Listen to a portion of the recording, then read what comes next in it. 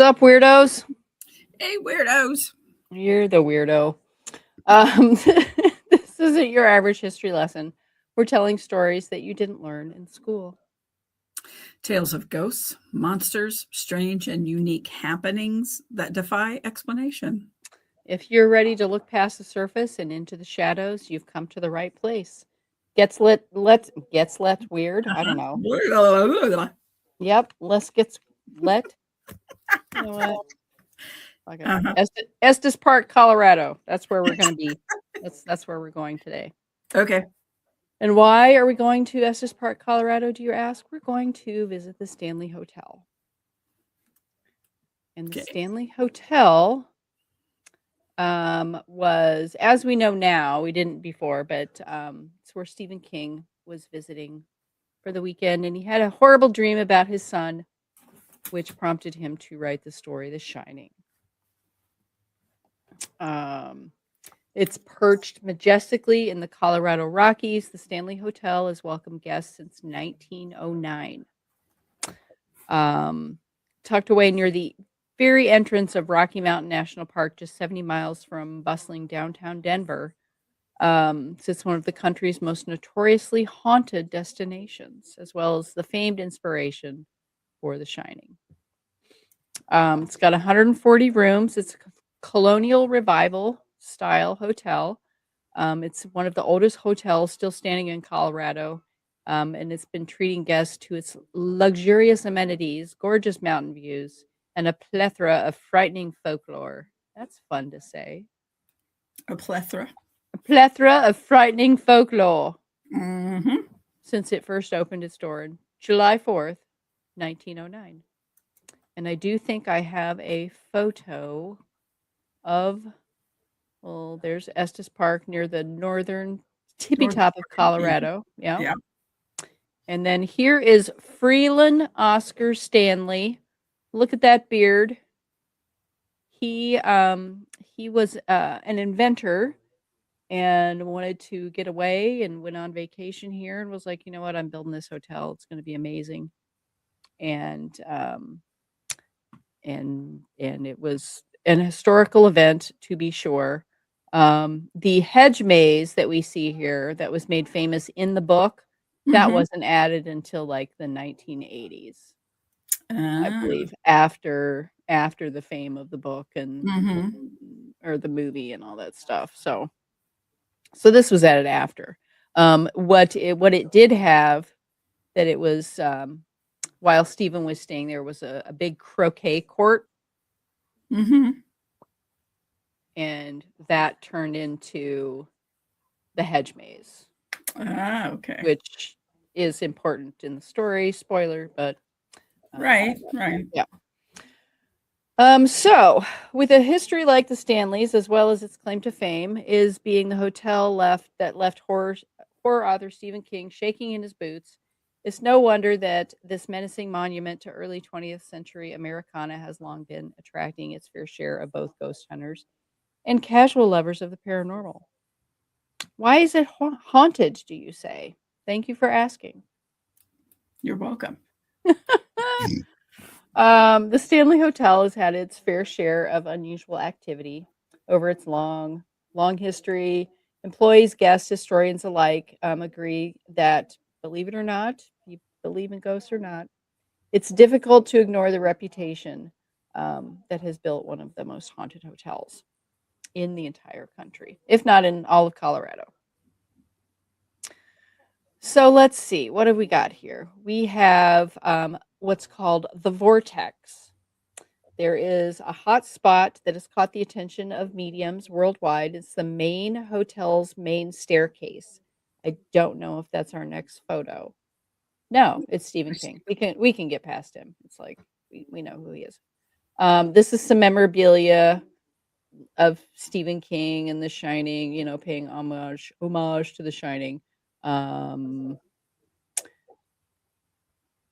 Also, no, okay. So I don't think the photo that I wanted uploaded. I think I was sending pictures in, and I sent a whole bunch in, and we were having trouble getting those loaded. Um, So when I reloaded them again, they didn't. I didn't send them because I was like, it's just not going to work. Okay. Anyway, so the main staircase, it's an impressive piece of classic architecture, and it's just a brown, beautiful brown, just mahogany type staircase with the, coiled little finials at the end, and it's, I mean, it is a grand staircase, but it's not like, wow, it's got the check-in booth over to the side, and it's just lovely. Um, but it's been referred to many years as the vortex. The stairway connects to the hotel lobby to the second floor suites. It's believed to be a kind of paranormal portal, if you will, a tunnel of spiritual energy that is often cited as the reason why so many ghosts and lost spirits continue to hang around the Stanley Hotel. The comings and goings. Um, it is not only psychics, though, who believe this, as many guests and employees of the hotel have witnessed this haunting highway for themselves. It has continued to be an area with numerous documented sightings. Most recently, excuse me, a young girl was photographed on the stairs by a guest, despite no little girl being present at the time. The picture was so clear and so persuasive, it even made it on the national news. So, Wow. Okay. um, outside the hotel is a structure called the concert hall. It was built by Stanley for his as a gift for his wife Flora. Has long been the site of some strange and late night concerts.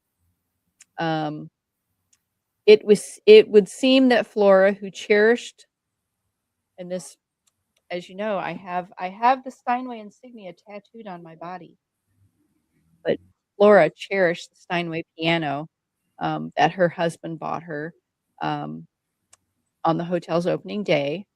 Would play in the hall as often as she could, even despite there being a bowling alley for Stanley and his friends built underneath the stage. Oh, jeez. Like, "Oh, I'm gonna build this concert hall for you as a gift, but underneath in the basement, me and my dudes are gonna hang out, Got the bowling bowl, alley. and bowl." Yeah.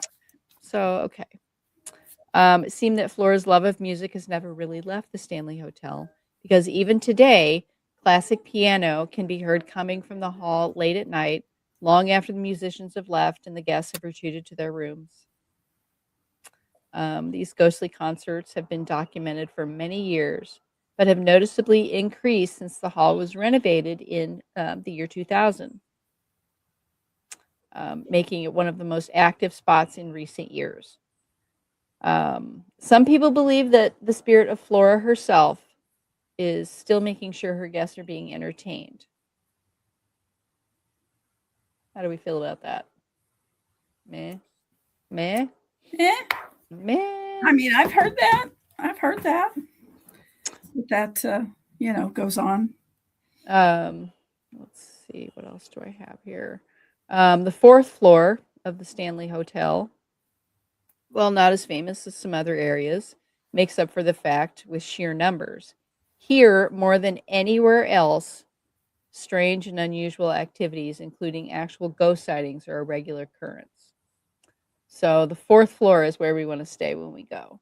We Okay. don't want room 217, which is, the Stephen King room, Right.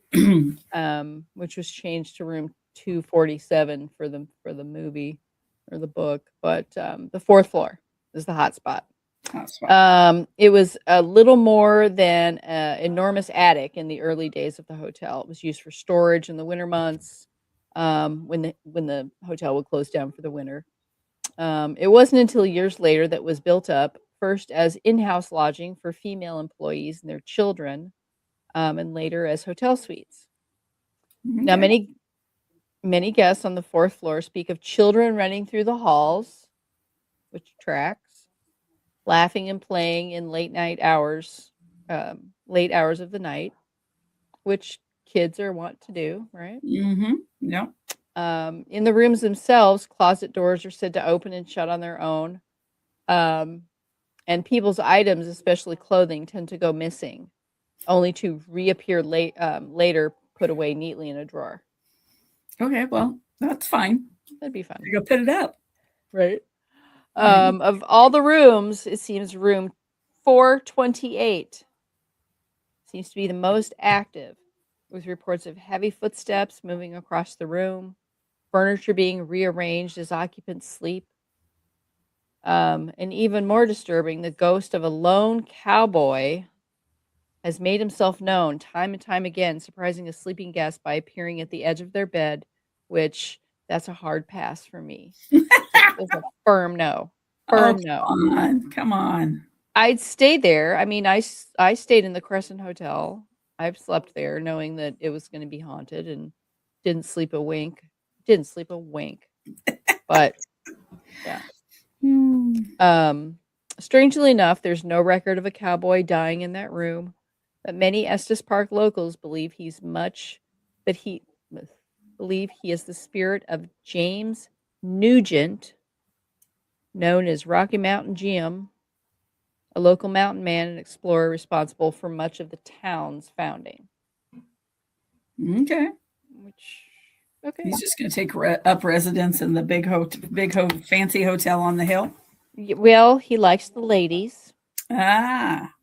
He gravitates toward the female guest, sometimes giving them a cold, ghostly kiss in the middle of the night. Also a hard no. Thank you. Appreciate it, Jim, but keep your machinations to yourself. Thank you. Thank you. Thank you. And let's see. And finally, we have, I mean, because we know about the room 217. It's the most notorious and coveted hotspot.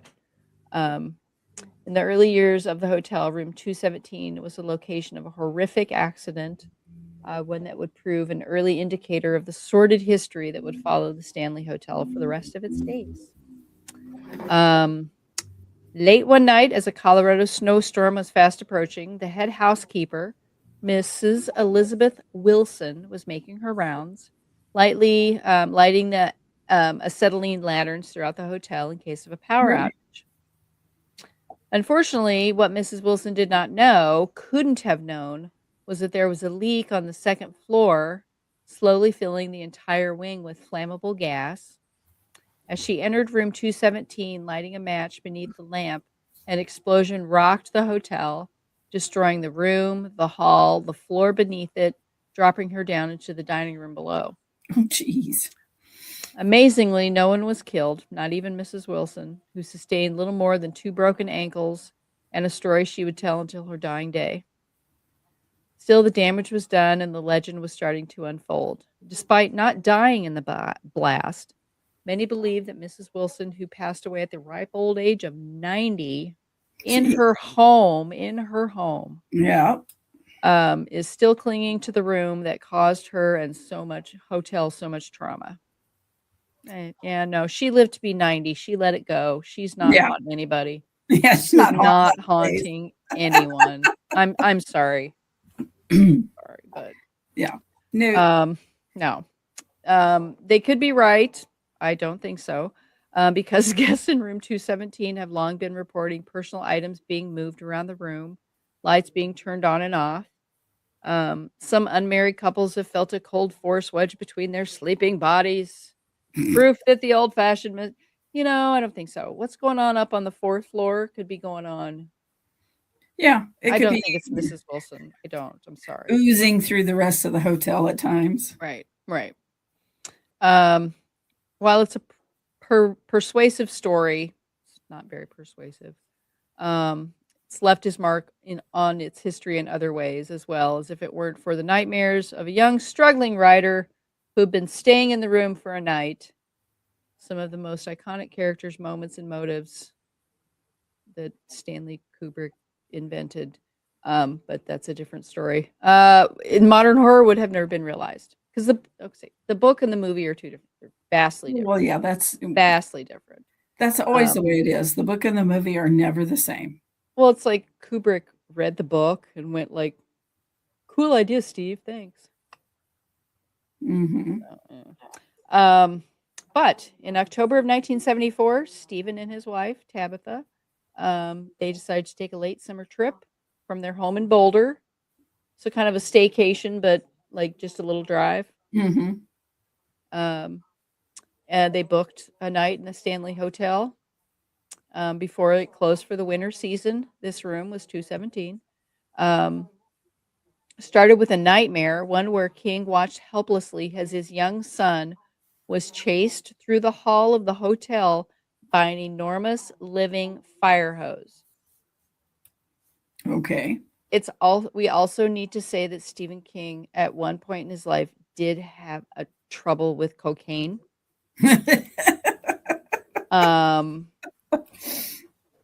Facts. These are all facts. Right. Stephen's one of my favorite authors. I love him dearly, but a lot of his books are cocaine driven. Mm-hmm. Great for him. But anyway, so the fire hose, one that would eventually win out, wrapping his son like a giant snake and swallowing him whole. Jeez. King would wake in a pool of his own sweat, retreating to his hotel window to smoke a cigarette. Think about the eerie death of his son. Are you all right? Yep. Looking out the window into the seclusion of the Colorado wilderness was the first ideas The Shining would come to him. Just a few years later, it would be completed. It would become major 20th century pop culture. Tells us, as we know, the story of an alcoholic writer and his family staying in a secluded Colorado resort. Here we are. Red rum. Red rum. You know, I saw a theory that just yesterday that Tony, the boy that lives in Danny's mouth, is actually Danny from the future doing his shine with his young self. And that's why the voice is so raspy. And that's why he knows things. Because Danny's middle name is Anthony, who is Jack Torrance's father's name, as we learned in the book. Tony. So I don't know how much of that I believe, but meh. The shine. Yeah.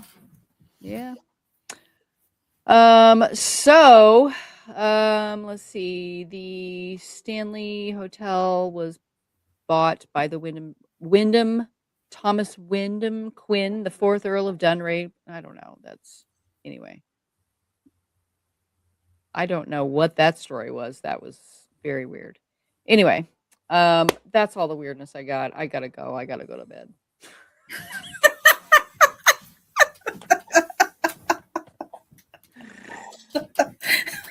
That's not what I thought you were gonna say. Okay. Sorry. It's just, it's before Christmas and it's just stressful and we need some sleep and that's all the weirdness I got. That's all you got? Okay. That's all I got. Thanks so much for joining us on this journey into the weird heart of the United States. If you were enthralled by this episode, take a moment. How could you not be? Right? To like and subscribe. It helps us keep the boots on the ground and the boogers at bay. And sanity in my heart. If you've got a weird story or a weird horror story, whichever one, I don't know. It could be a weird horror story with weird horrors in it. I like those too. We want to hear it. Sure, bring it on. Sure, you can find the link in the email in our show's description. Until next time, stay weird, folks. Bye-bye. Please stay weird. Please.